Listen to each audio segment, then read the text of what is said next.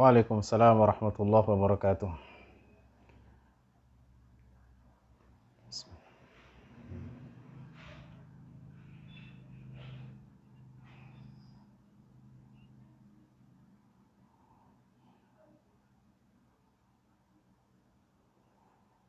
Baik. Bismillahirrahmanirrahim. Assalamualaikum warahmatullahi wabarakatuh. Alhamdulillah wassalatu wassalamu ala Rasulillah wa ala alihi wa sahbihi wa man wala. Subhanaka la ilma lana illa ma 'allamtana innaka antal alimul hakim. Wala haula wala quwwata illa billahil aliyyil azim. Amma ba'd. Yang saya hormati Bu Kadis, Sekdis, Kasubag dan semua yang hadir, Pak Dede tadi selaku yang mewakili, Pak Erwin dan seluruh karyawan di Dinsos Kota Depok, semoga dalam lindungan Allah Subhanahu wa taala. Puji dan syukur kita panjatkan pada Allah Subhanahu wa taala atas limpahan nikmat dan karunia-Nya.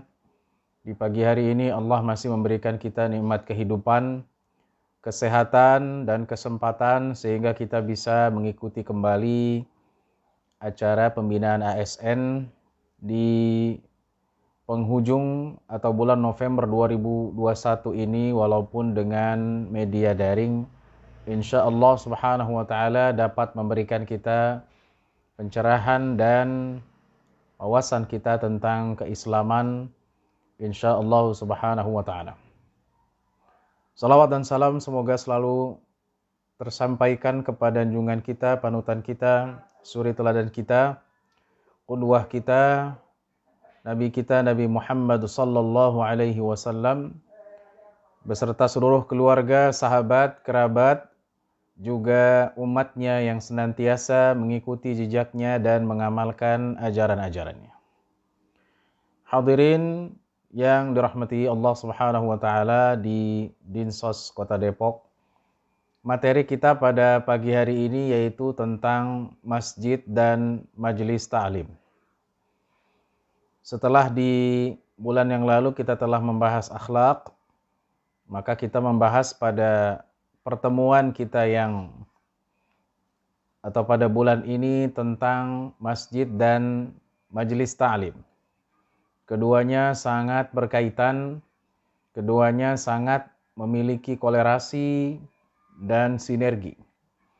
Baiklah, kita akan menjelaskan pertama kali tentang definisi daripada masjid. Dalam bahasa Arab, masjid ini adalah masdar dari sajada. Sajada yasjudu sajdatan. Fahuwa sajidun wa dzaka masjudun. Ya. Masjadun masjidun. Jadi masjid adalah tempat sujud. Ya, tempat di mana kita meletakkan kening kita. Ya. Tempat sujud. Dalam istilah masjid ini merupakan tempat di mana umat Islam melakukan sholat. Ya, umat Islam difardukan untuk sujud dalam sholatnya. Ya. Jadi masjid tempat sujud, tempat umat Islam melakukan sujud karena umat Islam wajib sujud dalam sholatnya, kecuali sholat jenazah. Ya. Jadi jangan sampai ketuker. Sebab pernah terjadi ada sholat jenazah karena tidak pernah baca fikih sholat jenazah. Ya, setelah takbir keempat dia mau ruku gitu ya. Padahal dalam sholat jenazah tidak ada ruku, tidak ada sujud.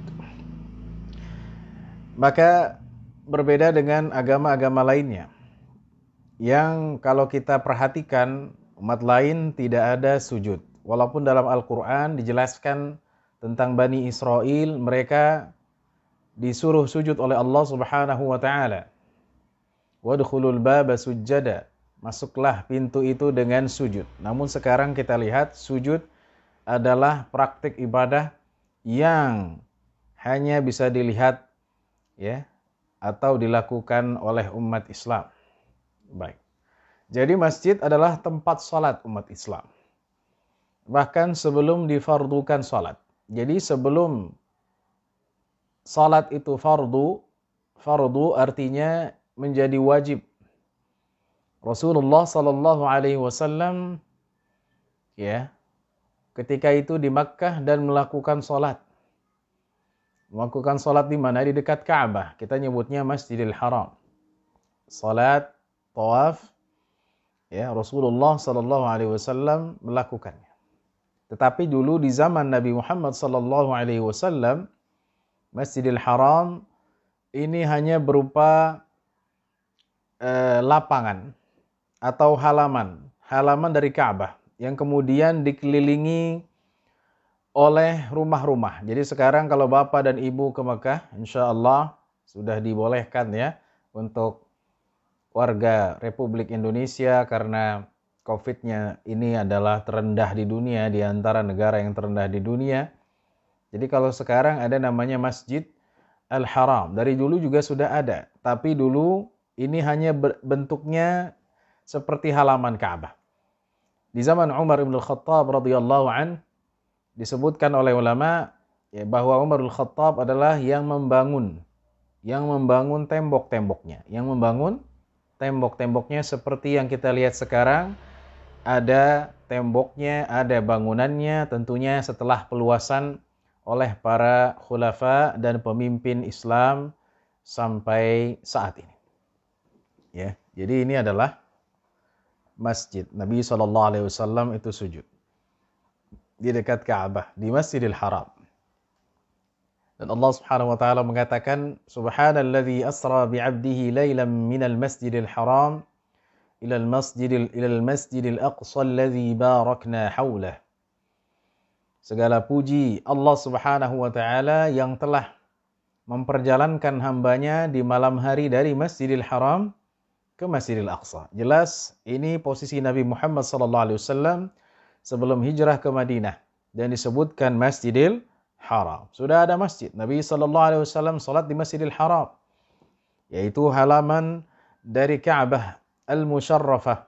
Tentunya dengan banyak perjuangan dan pengorbanan. Kita tahu kalau kita membaca sejarah Nabi Muhammad SAW dan kita tidak lama dari bulan Maulid Rabiul Awal, bagaimana Nabi Muhammad SAW ketika beribadah, ketika salat di Masjidil Haram, beliau sering dilukai, beliau sering dilempari kotoran ya di belakang pundaknya, kemudian kotoran hewan, kemudian jeroan hewan ya, bahkan beliau pernah dicari-cari oleh istri daripada Abu Lahab yang bernama Ummu Jamil ya, di jalanan Ummu Jamil ingin menodai atau melukai Rasulullah sallallahu alaihi wasallam. Di Masjidil Haram dicari-cari untuk dilukai, bahkan istri daripada Abu Lahab ini membawa batang pohon yang besar, hammalatal hatab, untuk melukai Nabi Muhammad sallallahu alaihi wasallam.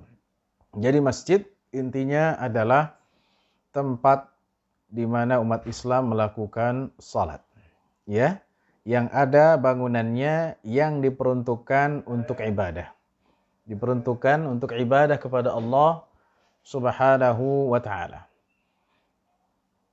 Nah, itu dalam arti yang sempit. Namun dalam arti yang luas, masjid juga bisa berarti setiap tanah. Setiap tanah dari bumi Allah Subhanahu wa taala yang suci. Ini bisa dijadikan tempat salat. Kata Nabi sallallahu alaihi wasallam, "Waju'ilat liyal ardu tahuran wa masjida. Fa ayyuma rajulin adrakathu as-salah falyusalli." Dan dijadikan bumi, tanah bagiku ya, tempat sujud dan tanah yang suci mensucikan. Ya, kita tahu salah satu yang bisa mensucikan dari hadas ya adalah tanah, dari najis adalah tanah. Misalnya kalau seseorang terkena atau tempat makan atau tempat minumnya terkena jilatan anjing, maka kata Nabi Muhammad SAW, bersihkan 7 kali, salah satunya dengan tanah. Ini arti yang luas. Setiap tanah yang bersih maksudnya bukan tempat kotoran ya, maka itu bisa setiap muslim sholat di situ. Ya. Jadi arti sempitnya ada bangunannya, sebagaimana di zaman Nabi Muhammad sallallahu alaihi wasallam, ya, ada bangunannya. Ya. Kalau di zaman Nabi ada halamannya, ya, jadi ada batasnya. Setelah Nabi di Madinah ada bangunannya. Arti yang luas, setiap tanah yang suci itu bisa dijadikan sholat. Saya masih ingat ketika waktu saya di Maroko tahun 2005 sampai 2006.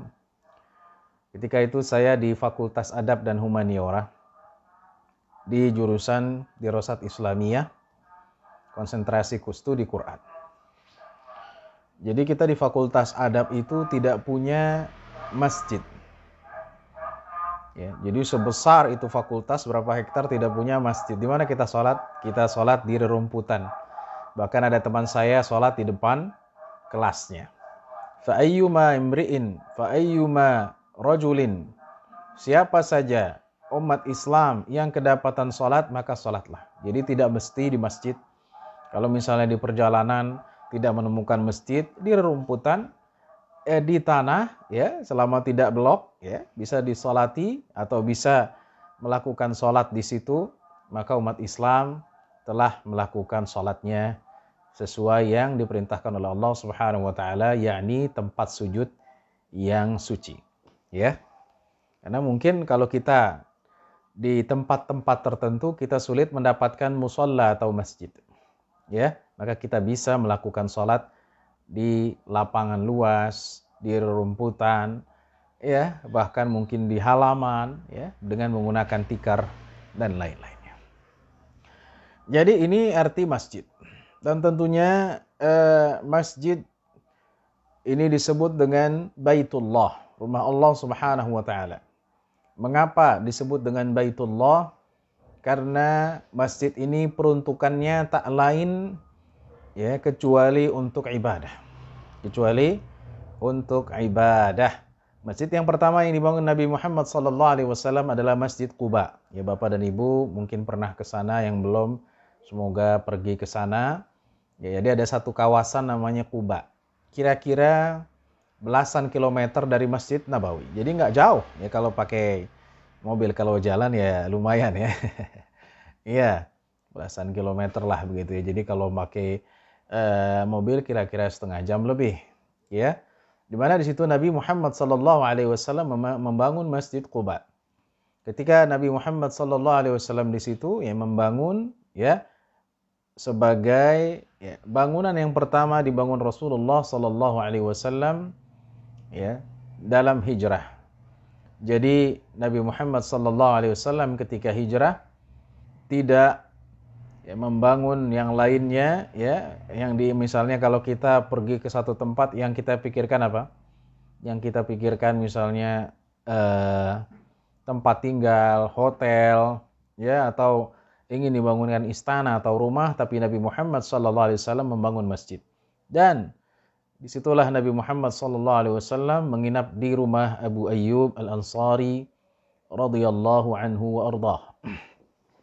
Setelah itu Nabi Muhammad SAW ke arah Madinah, yang dulu dikenal dengan Bani Najjar, ya, kaum dari Bani Najjar, di mana situ ada tanah lapang bekas kuburan musyrikin, di situ digali dan dibersihkan, dan kemudian, ya, tanahnya diperuntukkan untuk membangun Masjid Nabi yang kita sebut dengan Masjid Nabawi, yang sekarang megahnya luar biasa. Jadi kalau Masjid Nabawi ada apa? Ada payungnya gitu ya, subhanallah. Kalau siang-siang nggak kepanasan, kalau hujan nggak kehujanan. Itu yang dimana pelatarannya luasnya luar biasa ya. Berbeda dengan Masjid Al-Haram. Masjid Al-Haram juga sekarang kalau tidak salah sudah ada payung-payungnya di luar ya, sehingga tidak kepanasan ya. Dan umat Islam semakin hari, semakin tahun yang beribadah ke sana bukan semakin dikit, tapi semakin banyak. Ya, jutaan orang pergi ke sana untuk melakukan ibadah haji dan umrah. Ya, ibadah haji khususnya, ya, mereka ke sana dalam jumlah yang sangat banyak. Baik. Setelah difardukan salat, Ya, jadi Nabi Muhammad sallallahu alaihi wasallam menjalankan salat berjamaah selalu bersama para sahabatnya. Jelas ya? Jadi yang perlu saya tekankan, masjid sudah ada. Inna awwala baiti wudi'a lin-nas lalladzi bi Bakkah. Rumah yang pertama kali yang dibangun di atas bumi adalah Baitullah. Kita nyebutnya adalah Ka'bah. Ya, pelatarannya atau halamannya disebut dengan Al-Masjidil Haram. Ini adalah rumah pertama, masjid pertama yang ada di muka bumi. Subhanallah. Dan Nabi sudah sholat di situ, tapi belum fardu. Ya, kapan difardukan? Ya, kita tahu difardukan setelah Rasulullah sallallahu alaihi wasallam ya hijrah. Ya, setelah Rasulullah sallallahu alaihi wasallam atau sebelum Rasulullah SAW hijrah. Maksud saya itu dalam peristiwa Isra dan Mi'raj. Jadi 2 tahun sebelum hijrah difardukan salat. Ya, jadi baru di sana wajib, baik di Masjidil Haram dan ketika Nabi Muhammad SAW setelah hijrah salat bersama sahabatnya. Ketika di Makkah Rasulullah SAW tidak bisa leluasa, ya. Kenapa? Karena orang musyrikin menguasai Masjidil Haram. Seringkali umat Islam dinodai, dilukai dalam perjalanannya ke masjid. Baru setelah Rasulullah SAW ke Madinah, Rasulullah SAW berjamaah dengan para sahabat dengan kontinu sampai beliau wafat, ya, sallallahu alaihi wasallam. Ketika itu Rasulullah SAW menunjuk beberapa orang untuk menjadi muadzin. Di antaranya ada Bilal, kemudian ada Abdullah bin Ummi Maktum, ya. Ada juga sahabat lainnya yang menjadi muadzin di zaman Rasulullah sallallahu alaihi wasallam. Ya, suatu hari Rasulullah sallallahu alaihi wasallam menanyakan atau ditanyakan, ya, oleh para sahabat, "Ya Rasulullah, bagaimana kita memanggil orang untuk salat?" Maka kata sahabat, ada yang mengatakan, bagaimana kalau kita memanggilnya dengan trompet? Ada yang bilang bagaimana kalau kita memanggilnya dengan lonceng? Kata Nabi Muhammad SAW, jangan trompet. Itu adalah alat yang digunakan oleh Yahudi. Jangan kau menggunakan lonceng, itu alat yang digunakan oleh Nasara. Maka ada seseorang yang bilang, ya, bagaimana ya Rasulullah kalau kita memanggilnya dengan Allahu Akbar, Allahu Akbar, Allahu Akbar, Allahu Akbar sampai akhir daripada azan yang kita dengar. Maka Nabi SAW, kalau begitu, ya Bilal, gunakanlah kata-kata tersebut. Jadi seseorang mimpi di zaman Rasulullah SAW memanggil orang salat dengan azan yang kita kenal. Maka kata Nabi Muhammad SAW, panggillah orang dengan azan tersebut yang engkau pernah mimpikan, engkau memanggil dengannya. Subhanallah. Maka azan adalah bagian penting dari masjid. Jadi kalau masjid nggak kedengaran azannya, ya, bagaimana kita tahu ada panggilan sholat? Ya, walaupun sekarang zaman digital, bisa aja di HP ada azannya gitu kan. Jadi nggak perlu lagi pakai toa keluar, ya, tapi tetap. Karena Nabi Muhammad SAW dulu ya memerintahkan Bilal untuk azan dari atas Masjid An-Nabawi radhiyallahu anhu wa ardah. Ya. Gimana tuh, kerasa suaranya Bilal kencangnya seperti apa, ya? Wah, kedengeran oleh orang-orang di Madinah, ya, betapa suaranya keras dan kencang dan didengar oleh para umat Islam ketika itu. Subhanallah.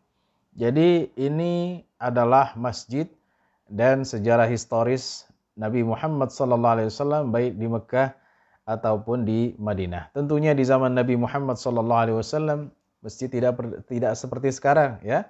Bapak dan Ibu sekalian, di zaman Nabi Muhammad SAW atap-atapnya tidak pakai asbes, ya, atau pakai genteng yang bagus, ya. Dibuat dari pelepah kurma, ya, daun-daun dari pohon kurma. Kemudian dalamnya itu hanya tanah, ya, tanah. Jadi tanah ini kalau kering dia berbekas, ada debu. Kalau lagi hujan, ya tentunya pelepah kurma dan daun-daun dari kurma ini tidak bisa menahan hujan apabila hujan itu deras, ya, tidak deras pun dia akan masuk ke dalam dan kemudian, ya, halaman atau di dalam, maksud saya masjidnya ini akan basah dan belok. Jadi kalau sujud nih, pas kita ngangkat bangkit dari sujud, maka akan kelihatan di hening kita, ya, bahwa di kening kita ada apa? Ada bekas tanah. Nah, itu terjadi di zaman Rasulullah SAW di bulan Ramadan, ya, sebagaimana disebutkan oleh Abu Sa'id Al-Khudri radhiyallahu anhu. Ya, bagaimana Rasulullah SAW ketika itu disebutkan, ya, beliau melihat Lailatul Qadar.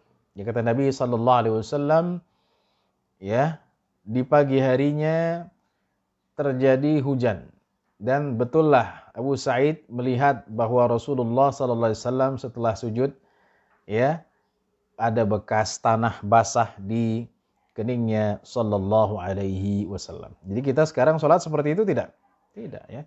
Bahkan kalau kita sekarang mau sholat yang nyaman, apalagi sudah dalam, ya, kondisi Indonesia membaik dari COVID ini, maunya kita nyarinya yang ada apanya?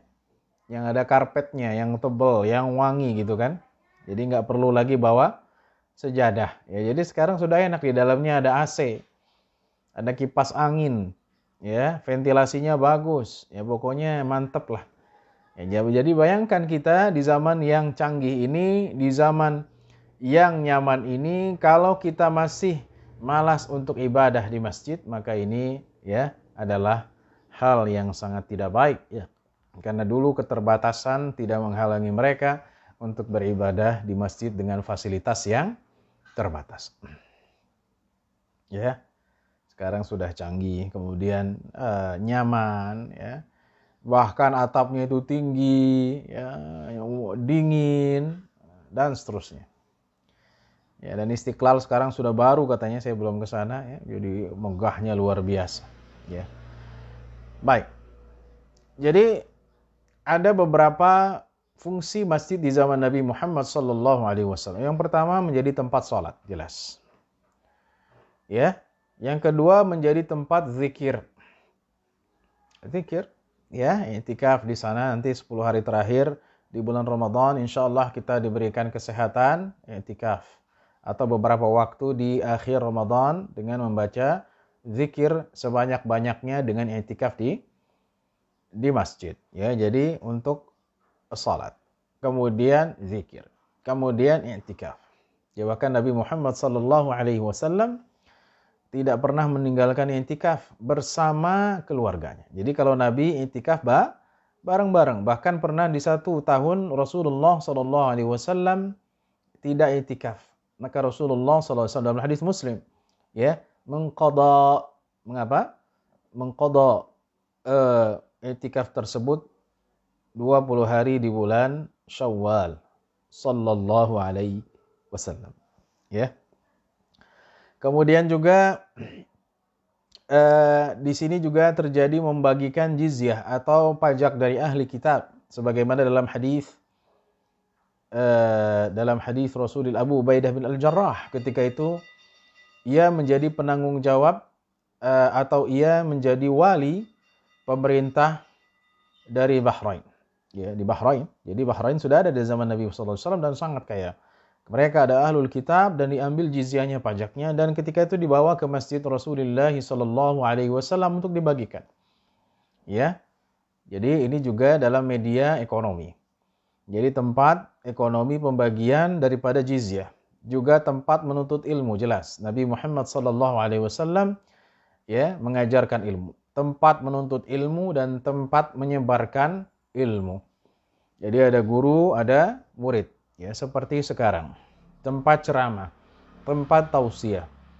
Tak jarang Rasulullah SAW memberikan wejangan setelah salat. Ya, sering sekali memberikan wejangan, memberikan tausiah, menyebarkan ilmu yang didengar oleh para sahabat yang ketika itu salat bersama Rasulullah SAW.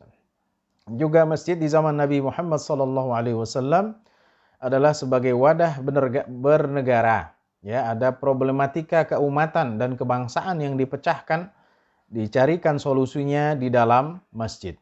Kemudian juga wadah strategi perang melawan musuh, itu juga dibahas di masjid. Jadi masjid ini memiliki banyak fungsi, bukan hanya ibadah tapi juga sosial, ya, seperti dinsos, ya, dinas sosial. Jadi ada peran sosialnya di sana.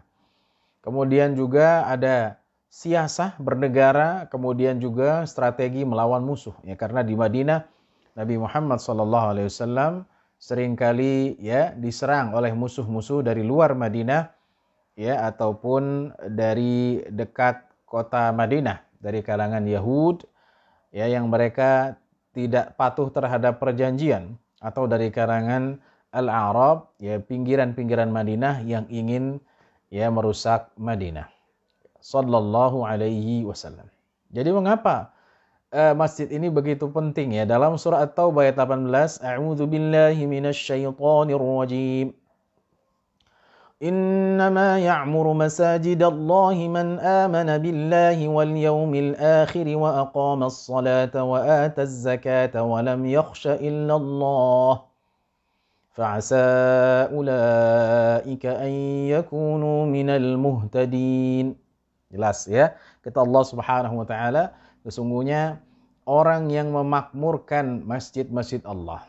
Ya, jadi Allah mengatakan masjid punya siapa? Punya Allah. Maka tanah masjid adalah tanah wakaf. Ya, ini ada wakaf, yaitu untuk rumah ibadah itu masjid. Dan Allah Subhanahu Wa Taala mengatakan dalam surah lainnya dalam surah Al-Jin, wa annal masajida lillahi fala tad'u ma'allahi ahada.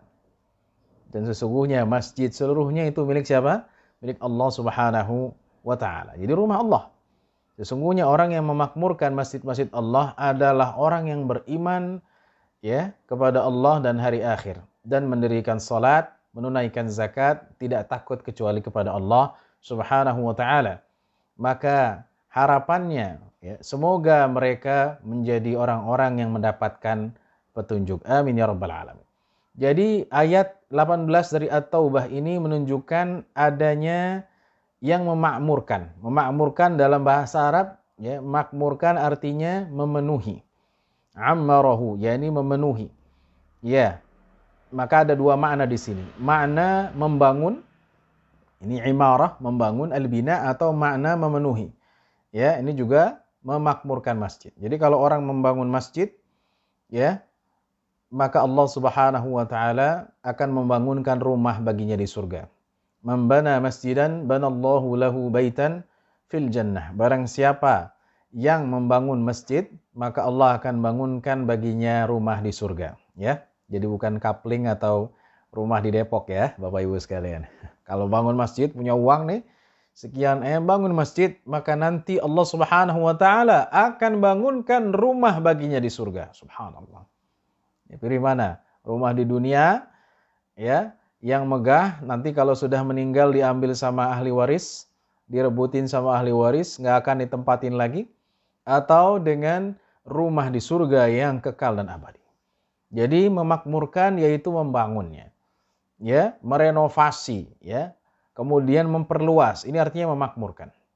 Yang kedua adalah ya memenuhi masjid. Jadi masjid ini dipenuhi dengan kegiatan. Jadi bukan masjid ya masjidnya besar tapi kosong, jamaahnya cuma 2 orang atau tidak sampai 1 saf. Kata Allah Subhanahu wa taala, orang yang memakmurkan masjid adalah orang yang pasti beriman kepada Allah dan hari akhir dan tentu ia mendirikan salat, menunaikan zakat dan tidak takut kecuali kepada Allah Subhanahu wa taala. Jadi ini sangat jelas kalau ditanyakan peran keagamaannya ya bahwa umat Islam ya bahwa umat Islam ya tidak bisa lepas dari masjid. Bahkan kata Nabi Muhammad sallallahu alaihi wasallam ya bahwa salah satu golongan orang yang akan diberikan naungan oleh Allah Subhanahu wa taala di hari akhir yaitu rajulun qalbuhu mu'allaqun bil masajid, dan seseorang lelaki. Ya, tapi ini juga mencakup perempuan ya. Wabil khusus lelaki di sini, lelaki yang hatinya bergantung dengan masjid ya. Jadi inginnya pengen ke masjid, ke rumah Allah ya. Bukan pengen jalan-jalan atau ke mall terus. Boleh saja sih ya. Tapi kalau dengan masjid ini hatinya selalu kangen ya.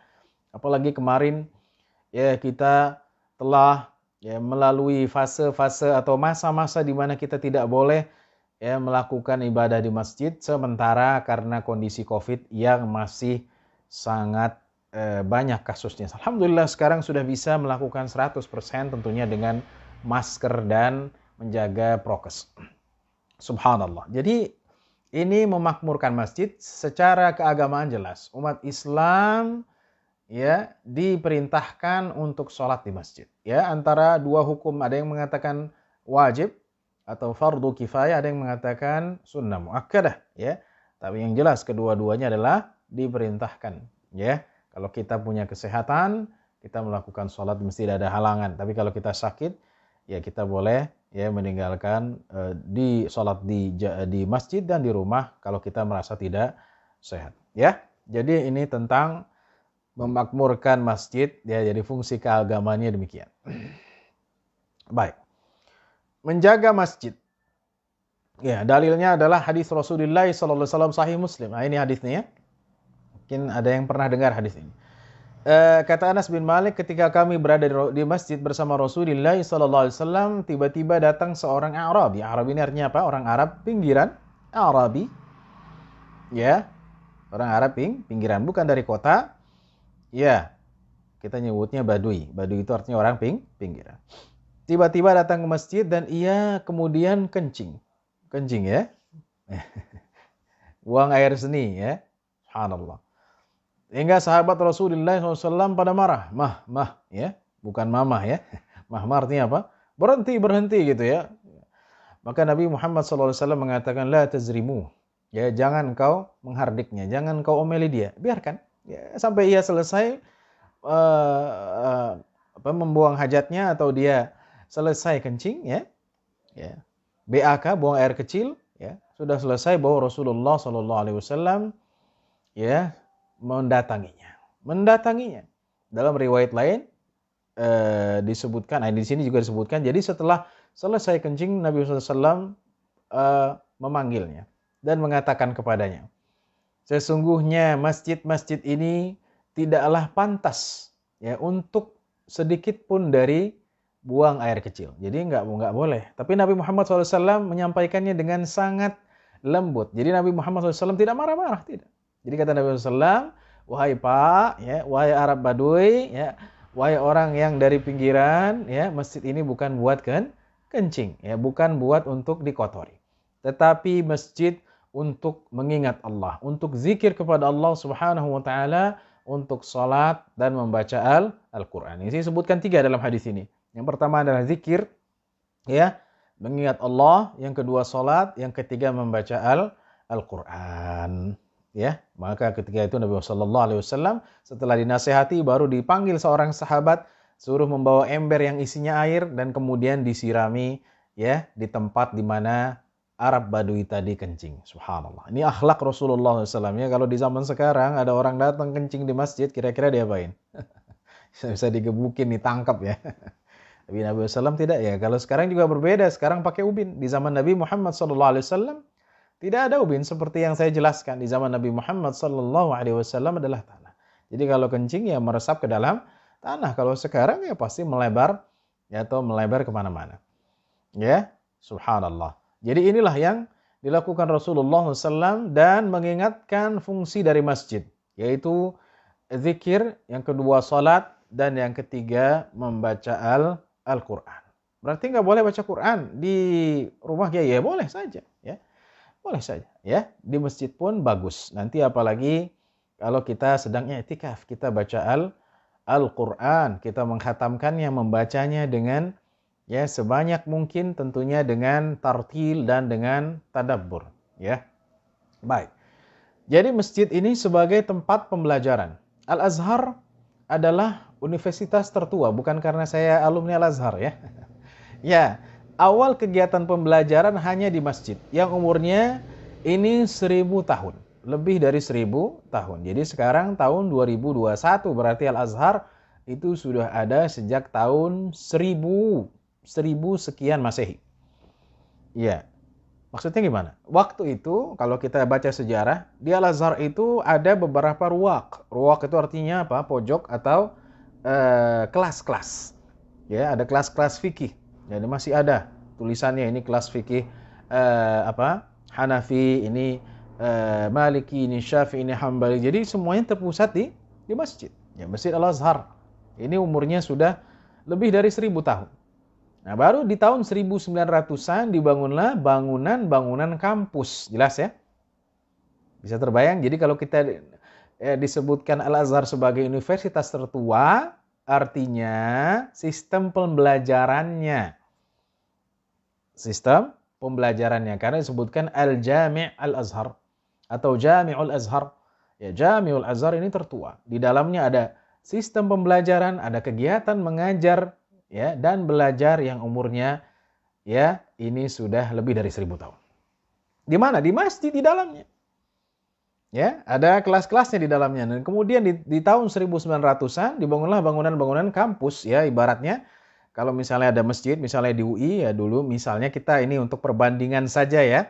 Ada masjidnya di situ kumpul, ya, 1000 tahun. Baru setelah itu dibangun apa? Kampus, bangunan-bangunannya yang terpisah dari masjid, ya. Jadi itu yang perlu dipahami, ya. Jadi bukan dulu sudah ada seperti sekarang ada kampusnya, karena di sebelahnya ada Fakultas Usuluddin yang dulu saya belajar di sana 4 tahun. Ya, ada Fakultas Syariah, ya, dan Qanun, ada Fakultas Dirasat Islamiyah, ya, dan ada Fakultas Bahasa. Ada 4, ya, fakultas yang itu berdekatan dengan Masjid Al-Azhar yang umurnya sudah 1000 tahun. Jelas ya? Jadi kalau bangunan-bangunan kampusnya itu umurnya kira-kira 100 tahunan. Tapi masjidnya ini sudah 1000 tahun lebih. Ya, jadi dulu kelas-kelasnya itu di dalam masjid, sekarang di luar. Tetap masih ada halakoh-halakoh di masjid, ya. Namun kegiatan yang saya katakan akademisnya itu di bangunan-bangunan kampus. Hadirin rahmati Allah Subhanahu wa taala, juga ada masjid yang namanya Masjid Al-Qarawiyyin. Jami Al-Qarawiyyin di Maroko. Ya, jadi Al-Qarawiyyin di Fes ini juga diklaim sebagai universitas tertua. Ya. Ya sama, sistemnya seperti Al-Azhar. Jadi ada 2 yang diklaim, Qarawiyyin atau Al-Azhar. Ya, sekarang ada beberapa teman, ya bukan teman ya, ada beberapa, dulu teman saya juga ada yang di Qarawiyyin di Maroko, dan karena saya juga di Maroko juga, tapi saya bukan di Fes, saya di Meknes, ya. Jadi ini yang perlu kita pahami dari pembelajaran di masjid. Nah, nanti ada kaitannya dengan majelis ta'lim.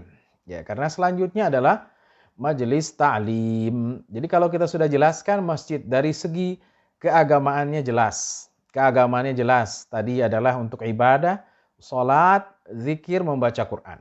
Ya. Kemudian dari segi sosialnya juga jelas. Ya, tadi adalah ekonominya jelas, membagi harta atau pajak dari ahlul kitab.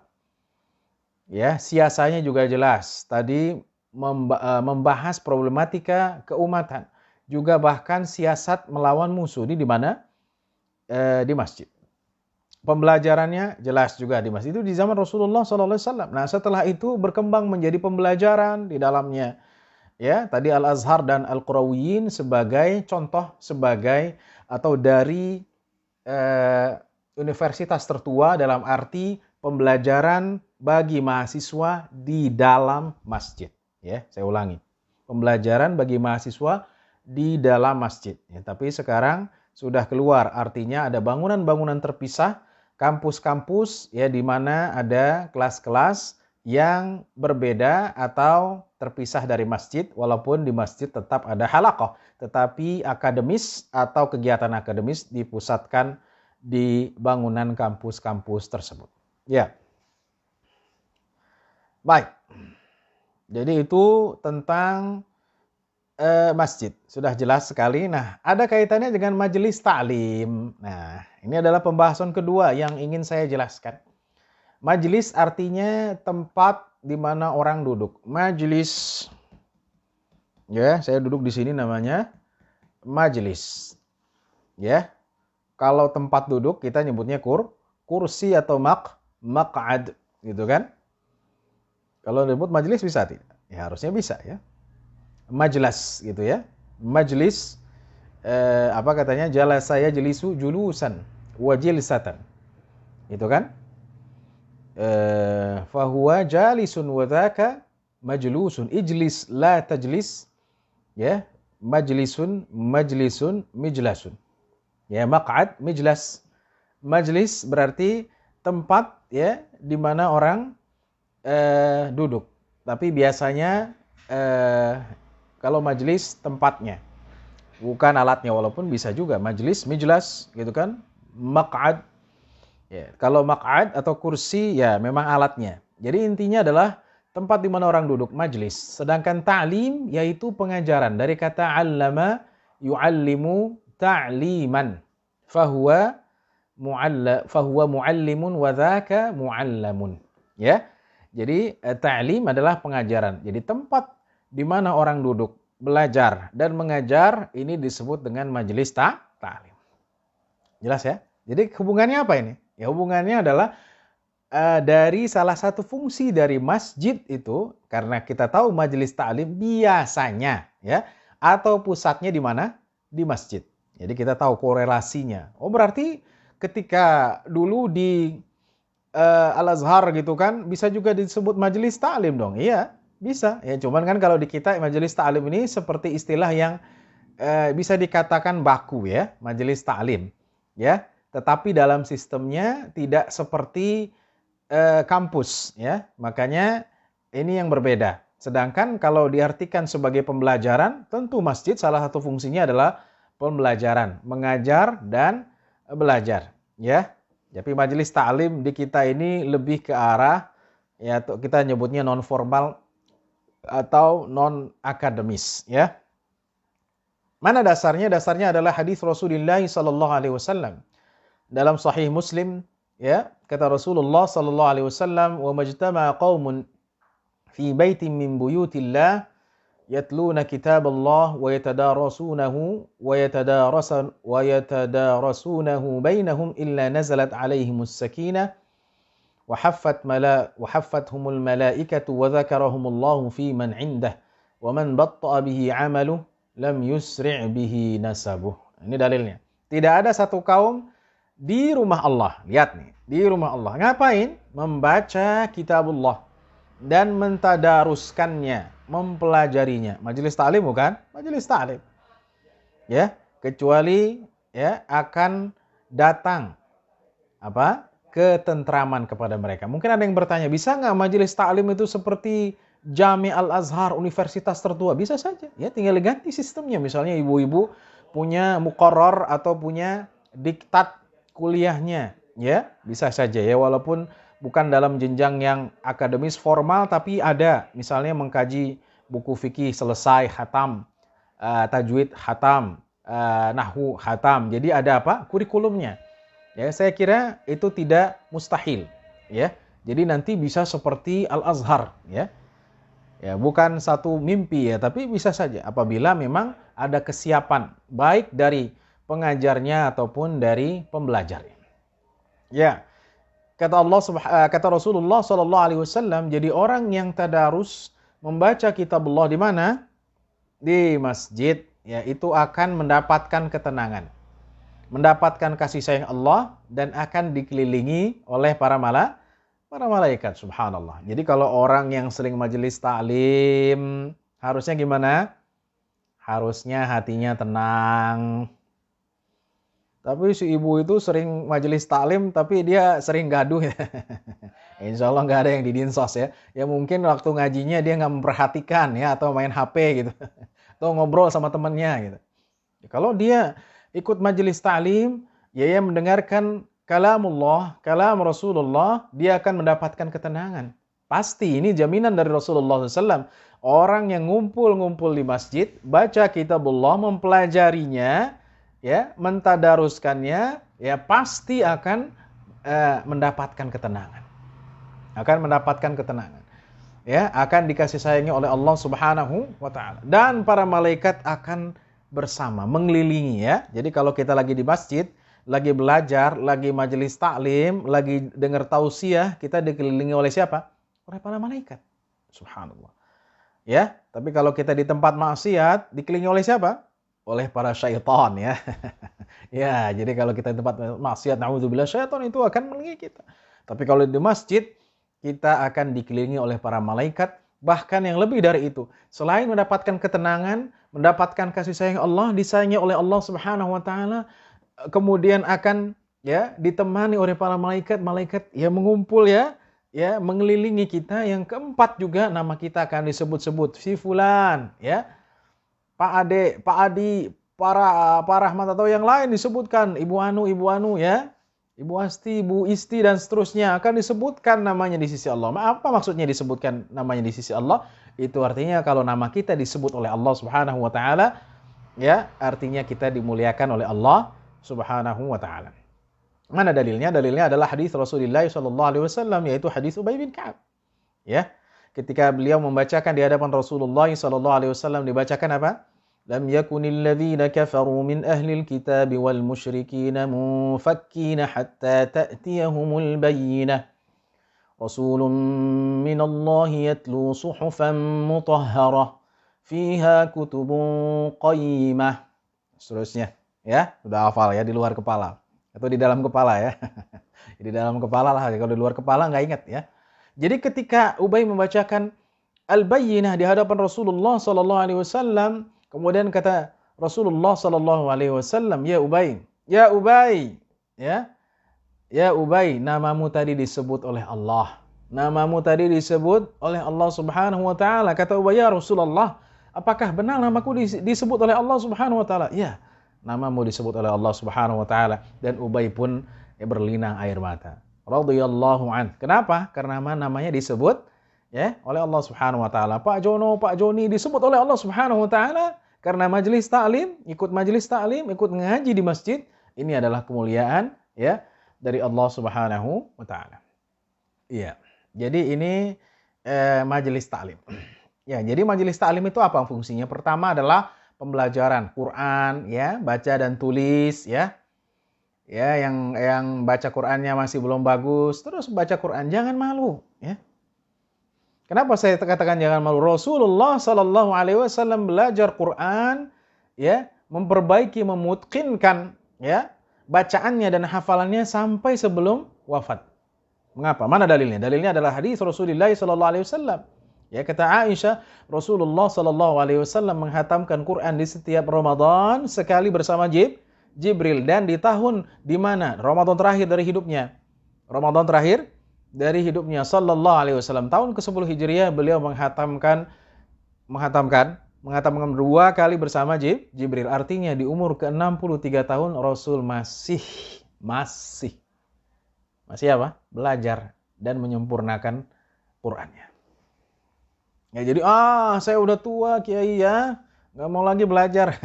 Berarti nggak malu sama Rasulullah SAW ya. Apakah kita tidak ingin mencontoh Rasulullah SAW yang belajar Qur'annya itu sampai kapan? Sampai ketika beliau mau wafat pun beliau masih menyetorkan ya bacaannya kepada Jibril alaihissalam. Jadi baca Quran tuh nggak ada ilmu secara umum, apalagi Al-Quran nggak ada batasan. Jadi kita tidak perlu malu kalau baca Al-Quran. Saya udah tua nih, nggak mungkin saya ikut majelis taklim ya. Di sana ada pengajian Quran, biasanya baca bareng-bareng ya, ada tahsinnya dan seterusnya ya. Ini yang pertama. Majelis taklim kedua fungsinya pembelajaran fikih, hukum-hukum Islam berdasarkan mazhab yang ada ya. Kemudian juga nanti dibahas pendapat-pendapatnya ya sesuai dengan yang dianggap kuat ya, dan sesuai yang biasanya dikaji sesuai dengan yang dianggap kuat dalam satu mazhab atau yang dipilih dari pendapat-pendapat tersebut ya. Tadarus Quran, nah ini juga yang ketiga ya. Kalau biasanya kalau majelis taklim ada tadarus Quran. Jadi kalau majelis taklim ini bacanya bareng-bareng. Kalau bacanya sendiri cepat, kira-kira bisa ngikutin nggak? Ya, jadi ada beberapa misalnya hataman gitu. Hataman itu bagus ya. Tapi kalau bacanya cepat bagi pemula ini sulit untuk mengikuti bacaannya ya. Jadi kalau hataman misalnya sehari 30 juz ini untuk para hufaz ya, bukan untuk umum. Jadi ini tambahannya saja ya, mungkin masukan ya. Kalau hataman datangkan juga para hufaz ya yang bisa menyimak dengan cepat. Tapi kalau misalnya untuk masyarakat umum baca bareng-bareng ya, kita tahu menyimak gantian bacaan Qur'annya ya, ini adalah fungsi daripada majelis ta'lim. Kemudian berselawat kepada Nabi Muhammad SAW ya. Ini juga bisa dilakukan di masjid atau majelis ta'lim ya. Kemudian juga yang keempat tadi, yang kelima adalah pembelajaran sirah, atau sejarah Nabi Muhammad SAW, baca lagi sejarah beliau SAW, ya, betapa beliau memiliki sejarah yang luar biasa. Di mana? Di majelis taklim, ya. Jadi dari 5 poin tersebut, kalau majelis taklim dijadikan satu media pembelajaran yang sistematis, bisa saja, ya. Asal siap, ya, dananya sudah ada, ya. Dana sudah ada, kemudian dikembalikan lagi kepada peserta. Ya, majelis taklim biasanya di masjid, ya, tergantung biasanya se-RW gitu kan, dibuat satu program. Ya, karena rata-rata ibu itu bapak-bapak pada sibuk, hari Minggu misalnya ada pembelajaran yang sistematis. Misalnya sejam belajar fikih, sejam baca Quran, ya. Tapi repot ya Kiai, ya, pada sibuk semua ya, hari Minggu maunya jalan-jalan, masak dan lain-lainnya. Ya itu beda lagi kalau perkaranya demikian, ya. Jadi ada pembelajaran Quran, ya, baca tulis, kemudian pembelajaran fikih, tadarus Quran, bersolawat, ya. Ya, walaupun salawat bisa di mana saja, ya, tapi di masjid ya bisa mungkin lebih fokus, ya. Ya, bisa memperbanyak selawat, ya, tentunya berselawat di tempat manapun, ya, kita juga bisa berselawat. Kemudian selain selawat, yang kelima adalah mempelajari sirah, ya, dari buku-buku yang tipis tentang sejarah Nabi Muhammad SAW. Yang keenam adalah tausiah, jelas. Yang ketujuh adalah pementoran. Pementoran artinya bimbingan pengaplikasian agama dalam kehidupan sehari-hari. Nah, itu ada di mana? Di majelis taklim. Jadi harapannya majelis taklim itu bisa apa? Bisa membimbing, ya, dari kehidupan bermasyarakat dalam beragama, akhlaknya gitu, ya. Jadi itu bisa, bukan semangat pakaiannya aja sama, ya. Ibu-ibu ya ngaji ini majelis taklim, ya, bulan ini pakaiannya apa? Ya, ungu gitu kan. Jilbabnya sama, semuanya sama. Hari ini apa? Kuning gitu, ya. Wah, ini pengalaman nih Kiai, ya, biasanya seperti itu. Jadi hal ini yang perlu kita ketahui. Jadi itu fungsi-fungsinya. Jelas. Karena tadi masjid dan majelis taklim itu berkaitan. Kaitannya apa? Majelis taklim biasanya atau pusatnya di mana? Di masjid biasanya. Ya, kalaupun ada di tempat lain ini tambahan, tapi biasanya di masjid. Ya, maka fungsi daripada kedua hal tersebut ya jelas, pertama adalah wadah silaturahim. Ya, dengan adanya majelis taklim kita bersilaturahim lah, nggak usah lah Kiai, sekarang kan pakai WA aja gitu. Ya, padahal rumahnya tetanggaan pakai WA-an, pakai FB-an gitu. Ya, jadi bertatap muka. Ya, mungkin generasi-generasi saya yang umurnya 40-an, ya ini masih bisa. Tapi kalau generasi-generasi anak-anak kita, nah ini harus. Karena mereka sudah hidupnya dengan gadget, bangun tidur megang gadget, kemudian megang HP dan seterusnya. Ya, jadi kalau tidak ada wadah, nah seperti majelis taklim ini, maka mereka menjadi orang yang tidak sosial. Ya, ini jadi media sosial justru membuat orang tidak bersosialisasi. Nah, itu. Yang kedua ada berempati, jadi kita tahu apa ya yang kita keluhkan, yang kita rasakan, ya. Curhat-curhatan gitu. Ya. Ya, seperlunya gitu, ya. Memang apabila ada yang perlu dibantu, ya dibantu. Ya, kemudian juga yang ketiga, Nabi Muhammad SAW, ya. Kalau kita lihat masjid, Nabi SAW sering menanyakan, ya. Ini sosialnya, menanyakan siapa yang tidak hadir, ya. Dalam salat, kemudian Nabi SAW mengunjunginya, ya, apabila sakit dan seterusnya. Jadi, Nabi Muhammad SAW ke masjid, kenal dengan sahabat. Ini poinnya, Pak. Saya ulangi. Nabi Muhammad SAW, ya, pergi ke masjid, beliau juga kenal kepada siapa? Kenal kepada para sahabat, ya, kenal kepada para sahabat. Nah, kalau kita sering ke masjid tapi kita nggak tahu jamaah, iya ke masjid tapi itu siapa sih? Nggak kenal, nggak tahu. Kenapa? Ya, malas saya nyapa dia gitu kan. Nah, Nabi SAW bayangkan ada berapa ribuan sahabat. Ya, berapa ribuan sahabat, taruhlah misalnya masjid ini ratusan atau lebih, Nabi SAW tahu satu persatu si fulan tahu beliau SAW, ya. Jadi ini adalah kita menjadi tempat bersosialisasi. Kemudian yang keempat, ya, bisa juga menjadi wadah untuk memberikan bantuan sosial. Nah, ya, jadi bansos itu dibagikan boleh, ya, sebagaimana tadi yang saya jelaskan dasarnya tentang dana-dana yang dimiliki oleh umat Islam, ya, dibantu. Ya, dan kami juga kemarin bahas di Komisi Fatwa tentang dana sosial di masjid gitu kan. Ya selama ini kan lepas begitu saja. Nah, kedepannya masukan dari Komisi Fatwa adalah ada dana-dana yang diserahkan, itu harus diperjelas. Ini buat apa? Buat masjid, buat operasional atau dana sosial. Jadi ada dana sosial. Nah, itu kan. Jadi bukan hanya sekedar tempat ibadah.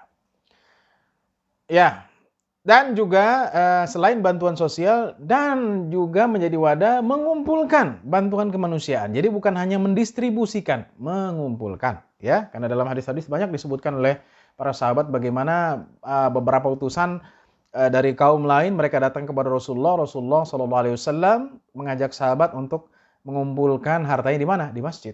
Di mana? Di masjid, ya. Sehingga dibagikan, ya. Ada yang bawa sekarung dari gandum, ada yang membawa emas, ya, ada yang membawa pakaian, ya, yang mereka mampu, ya, untuk apa? Untuk berikan. Jadi ini yang perlu kita pahami dari fungsi sosial masjid dan majelis ta'lim. Jelas sekali, ya. Semakin kita berinteraksi dengan masjid, ya, seharusnya kita semakin mengenal, bersosialisasi, dan ketika kita nanti mati, ya, kita semua akan mati kan?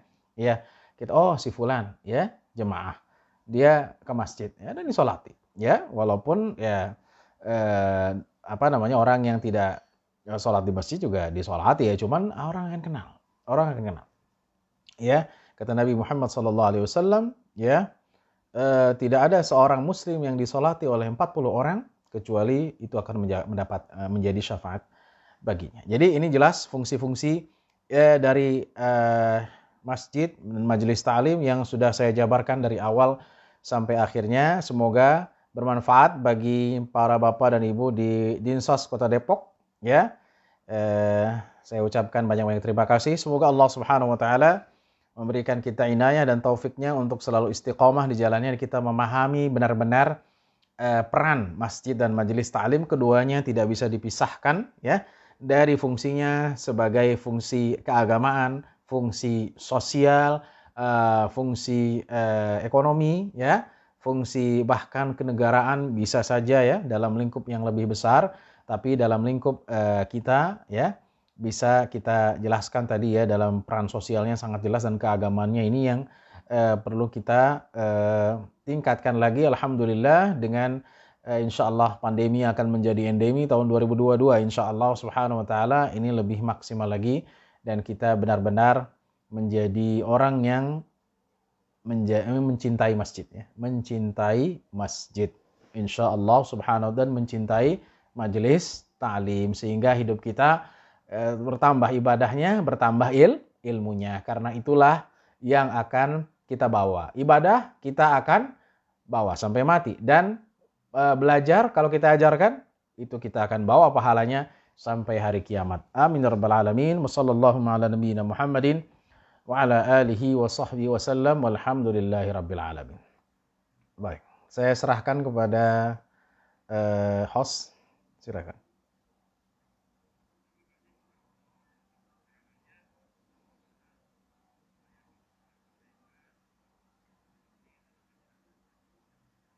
Ya.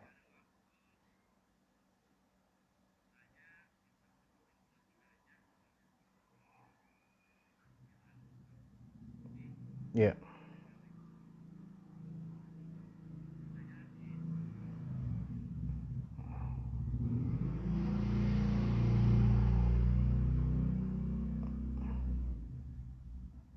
Baik. Silakan kalau ada yang ingin bertanya atau sudah jelas semua nih. Gimana, Pak Dede? Tafadhol. Silakan Pak Dede.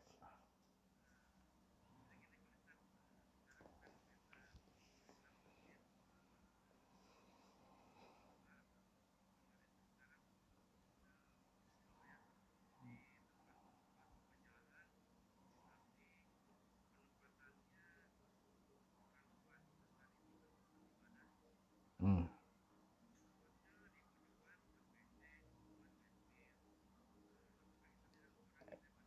Ya.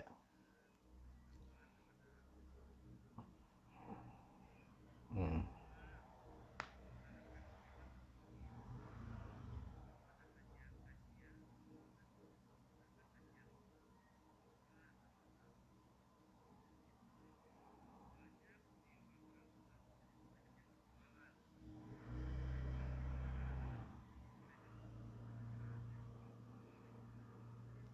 Waalaikumsalam warahmatullahi. Ya, jadi yang pertama masalah penempatan. Ya, penempatan memang sebaiknya di tempat yang terjangkau. Tapi kan ini kembali kepada lahan yang ada, gitu kan? Kadang kita dalam satu tempat itu ya memang cuman itu lahannya, ya, tidak strategis. Secara fikih sah-sah saja. Jadi secara hukum itu sah-sah saja, ya, karena keterbatasan tersebut. Ya, kalau yang lebih baik memang di tempat yang mudah dilalui, kemudian juga yang aksesnya mudah. Tapi tidak sedikit masjid-masjid itu yang tempatnya itu ya di pojokan tadi kata Pak Dede, atau mungkin di basement gitu. Ya kalau misalnya mall di mana lagi gitu kan? Ya paling di basement gitu. Ya kalau paling atas itu bikin orang nggak mau pengen ke atas gitu kan. Jadi memang ada dalam beberapa kasus atau dalam beberapa tempat masjid ini dalam posisi yang kita bisa mengatakannya pojokan atau kurang, kita mungkin menganggapnya kurang strategis lah, mungkin gitu ya. Tapi memang itu memang keadaan yang ada, secara hukum itu sah-sah saja. Kemudian yang kedua adalah masalah kalau kita pengajian sekarang, ya banyak sekarang ya, pengajiannya bukan malam Jumatan saja, malam Sabtuan, malam Mingguan, ya bahkan ada yang menyelenggarakan itu hampir setiap hari, Masya Allah ya. Itu makmur sekali ya dengan kajian ya. Kemudian ada yang berjualan ya. Jadi kalau yang dilarang dalam buku-buku fikih yang dijelaskan adalah memang melakukan transaksi jual beli di dalam masjid, itu nggak boleh ya. Tetapi kalau di luar itu diperbolehkan ya, itu diperbolehkan asal tidak mengurangi dari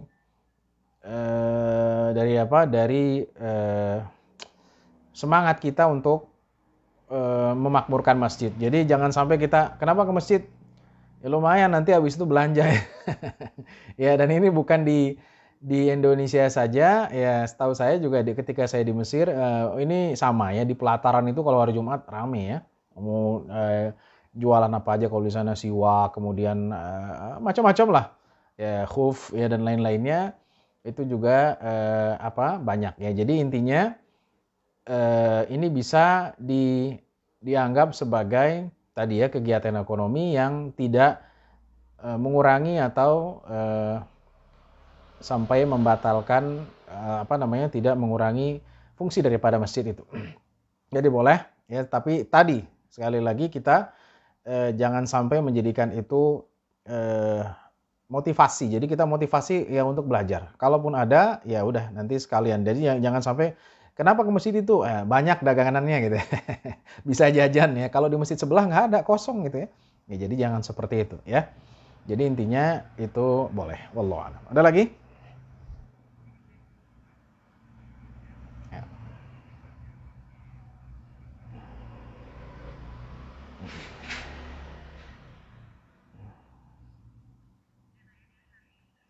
Silakan, Bu Dia. Waalaikumsalam warahmatullahi wabarakatuh.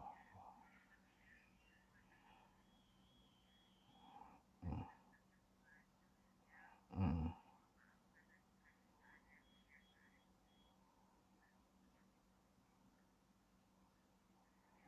mm, mm. Ya, silakan Ibu.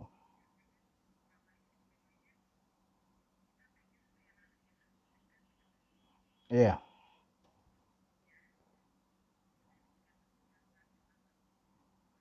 Mm, mm. Iya. Iya, iya.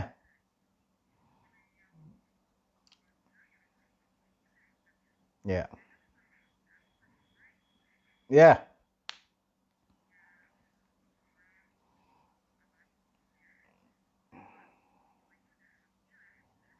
Mm,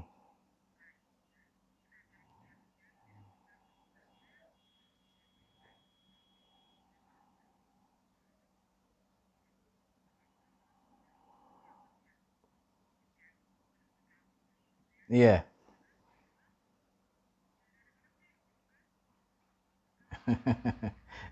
Iya, iya betul.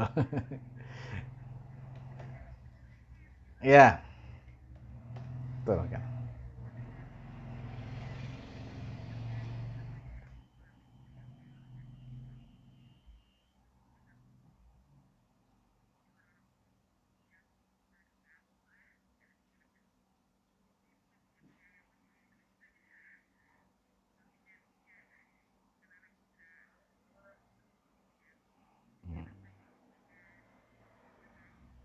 Ya.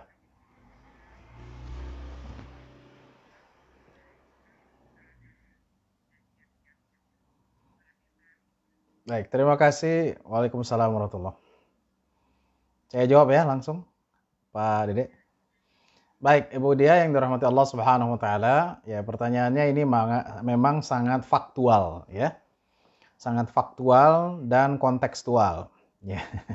Fakta di lapangan kita memang mendapatkan seperti itu. Baik, ada beberapa hal yang ingin saya sampaikan. Pertama adalah hadis Umamah. Ya, hadis Umamah ini yaitu cucu Rasulullah sallallahu alaihi wasallam dari anak Rasulullah SAW yang perempuan, di mana Umamah sering dibawa Rasulullah sallallahu alaihi wasallam ketika sholat. Ya, ketika sholat Rasulullah sallallahu alaihi wasallam bawa. Ya, jadi bahkan bergelendotan gitu ya di sekitar pundak Rasulullah sallallahu alaihi wasallam. Itu yang pertama. Ya, jadi ini ada yang diambil dari hadis ini, kita harus mengenalkan anak kepada masjid, rumah Allah. Itu jelas. Yang kedua, yaitu dari segi hukum. Ya, ini memang para fuqaha membahas ini. Para ahli fikih dalam lintas madhab ataupun dalam madhab Syafi'i ini memang dibahas. Ya, bahkan ada yang jumhur memakruhkan, ya, makruh hukumnya membawa anak yang, ini saya ulangi, yang apa? Yang belum mumayyiz.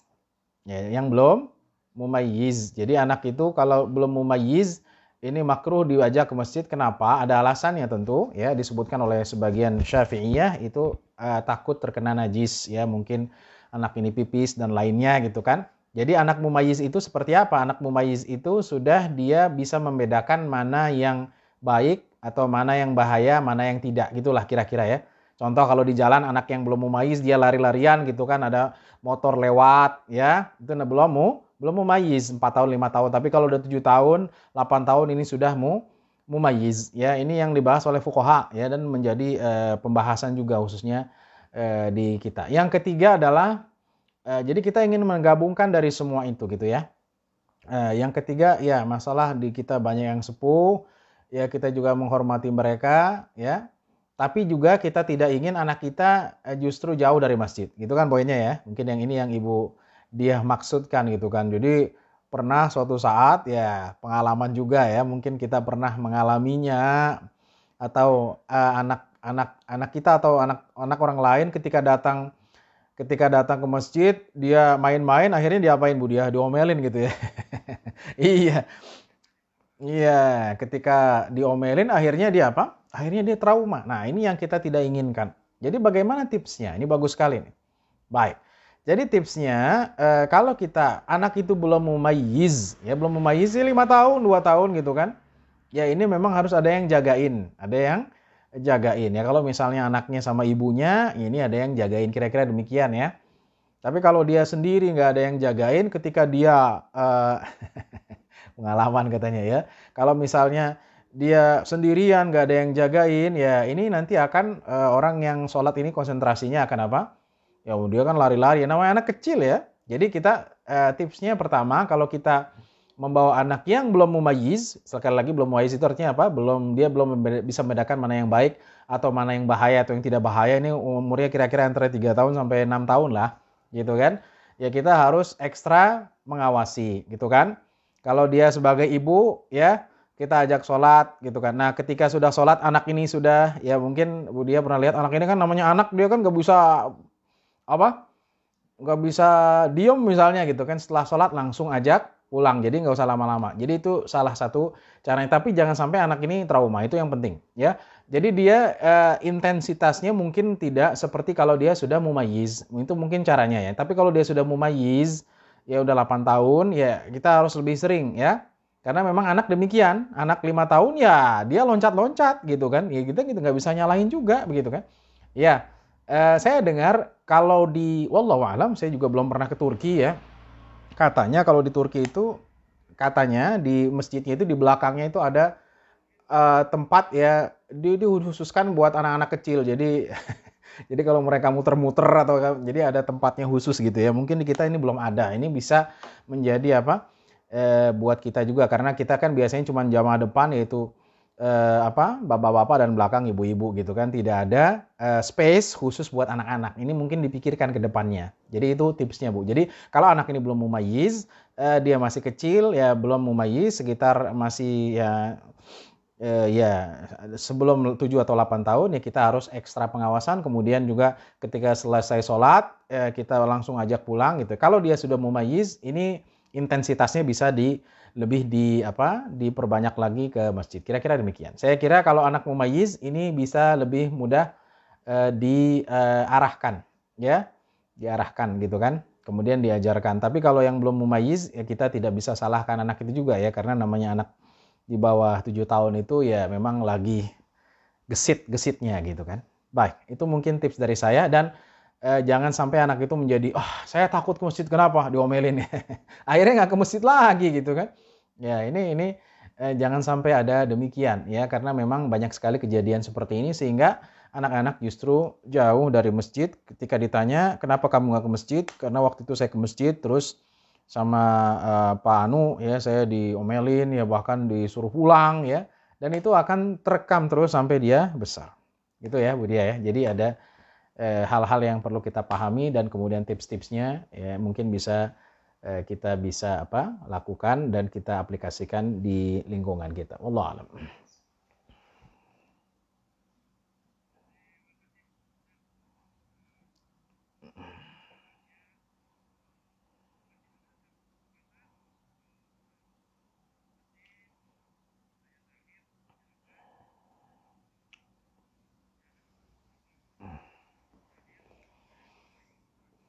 Waalaikumsalam warahmatullahi.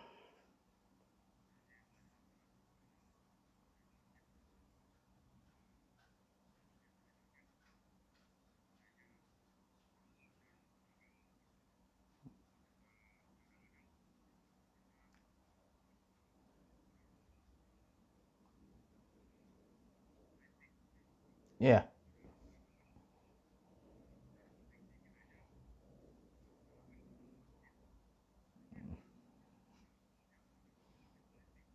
iya.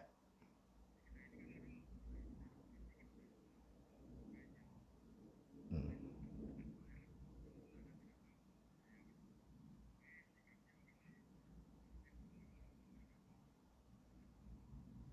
Waalaikumsalam warahmatullahi wabarakatuh. Ya,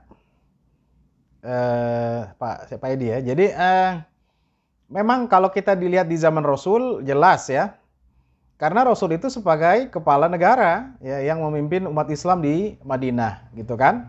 Tapi masalahnya kita kan di Indonesia ini kalau kita mau samakan kasusnya kan berbeda gitu kan. Dimana kita rakyat bukan stakeholder atau bukan orang yang yang terjun langsung. Ya kalau di zaman Rasul hanya ada Rasul pemimpinnya dan para sahabat sebagai ahlul halli wal aqdi, sebagai ahlu syura yang bermusyawarat kepada Rasulullah SAW ya pasti menjadikan tempatnya ya, bukan seperti sekarang medianya ketika itu masjid ya jadi yang dibahas di masjid itu sudah saya jelaskan. Jadi kalau ingin dikiaskan dengan sekarang ini memang jauh berbeda ya. Jauh berbeda karena posisi kita juga bukan sebagai ulil amri ya, kecuali memang kita sebagai ulil amri ya apalagi dalam posisi tertinggi misalnya gitu kan. Nah, apa yang bisa kita lakukan? Betul sekali ya. Betul sekali ya, politik kita tidak boleh buta politik namun juga demikian kita harus punya sikap gitu ya. Jadi tidak berlebihan ataupun tidak diam sama sekali. Paling tidak dalam Islam itu memang ada prinsip-prinsipnya. Ini prinsip-prinsipnya saja yang bisa kita sampaikan. Ya prinsip Islam itu apa ya? Masalah adil ya, tidak boleh kezaliman, kemudian menyayangi rakyat itu kan prinsip-prinsipnya. Tapi masalah-masalah teknis ya yang kita bukan dalam posisinya, ya memang ini saya kira memang tidak bisa kita sampaikan dengan luasa, itu yang menjadi poinnya. Tapi kalau masalah-masalah umum tentang keadilan, tentang kasih sayang kepada umat manusia, kemudian tentang apa namanya orang-orang yang akan dilindungi Allah Subhanahu Wa Taala, bahwa pemimpin yang adil dan seterusnya, ini perlu disampaikan ya, karena ini menjadi prinsip-prinsip. Jadi hal-hal yang teknis, karena kita bukan dalam bidang teknisnya, maka kita tidak bisa leluasa menyampaikan hal-hal demikian, karena tentunya kondisinya berbeda dengan di zaman Nabi Muhammad SAW. Jelas ya, Pak Edi?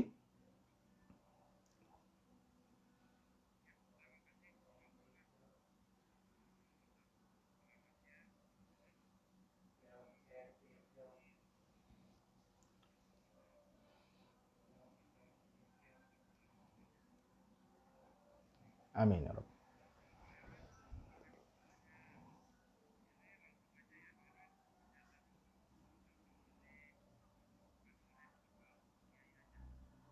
Ya. Baik,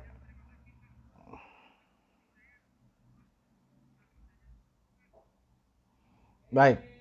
Marilah kita tutup acara ini dengan berdoa kepada Allah Subhanahu wa taala. Semoga Allah memberikan kita kesehatan, menjauhkan kita dari segala keburukan dan penyakit, dan kita diberikan umur yang berkah, rezeki yang berlimpah, urusan kita dimudahkan Allah Subhanahu wa taala, dan semoga kita masih diberikan umur di Ramadan di tahun 2022 ini atau 1443 Hijriah ini. Amin ya rabbal alamin, dalam kondisi yang insyaallah sudah normal kembali seperti sedia kala. Amin ya rabbal alamin. Al-Fatihah. A'udzu billahi minasyaitonir rajim. Bismillahirrahmanirrahim. Alhamdulillahirabbil alamin arrahmanirrahim maliki yaumiddin. Iyyaka na'budu wa iyyaka nasta'in. Ihdinas siratal mustaqim, siratal ladzina an'amta 'alaihim ghairil maghdubi 'alaihim waladdallin. Amin. Bismillahirrahmanirrahim. Alhamdulillahirabbil alamin. Allahumma shalli ala sayidina Muhammad wa ala ali sayidina Muhammad. اللهم اغفر لنا ذنوبنا ولوالدينا وارحمنا وارحمهم كما ربونا صغارا. اللهم انفعنا جهد البلاء ودرك الشقاء وسوء القضاء وشماتة الأعداء. اللهم رب الناس أذهب الباس أنت الشافي لا شفاء إلا شفاؤك شفاء لا يغادر سقما. اللهم اشف مرضانا وارحم موتانا. اللهم ارزقنا رزقا حلالا واسعا مباركا فيه. اللهم بلغنا رمضان هذه السنة يا رب. اللهم بلغنا رمضان. اللهم إنا اشتقنا إلى رمضان يا رب العالمين. بلغنا إليه يا رب العالمين. وارزقنا الصحة والعافية والدوام على الطاعة. وارزقنا حسن الخاتمة يا رب العالمين. ارزقنا رزقا حلالا واسعا مباركا فيه. يسر أمورنا كلها يا رب العالمين. ربنا آتنا في الدنيا حسنة وفي الآخرة حسنة وقنا عذاب النار. سبحان ربك رب العزة عما يصفون وسلام على المرسلين والحمد لله رب العالمين. Terima kasih banyak saya ucapkan kepada